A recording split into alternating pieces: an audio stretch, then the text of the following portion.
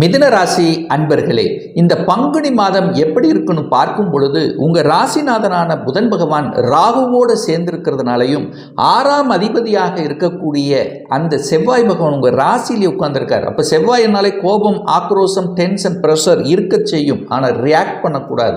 5க்குரியவன் உச்ச பலத்தோடு இருக்கார். குழந்தைகளால் அனுகூலம், ஆதாயம் உண்டு. திடீர் அதிர்ஷ்ட வாய்ப்புகள் தேடி வரக்கூடிய தன்மை, திடீர் ப்ரமோஷன், இடமாற்றம், வேலை சார்ந்த விஷயங்கள் நற்பலனை கொடுக்கக்கூடிய ஒரு அற்புதமான ஒரு மாதம். சுக்கிரன் 10ஆம் இடத்தில் திக்பலத்தோட வலிமையா இருக்கார். அரசு அதிகாரம் சார்ந்த விஷயத்தில், அட்மினிஸ்ட்ரேஷன் சார்ந்த விஷயங்கள் சிறப்பு பெறும். அரசியலில் இருக்கின்றவர்களுக்கு ஆதாயம், அனுகூலம் உண்டு.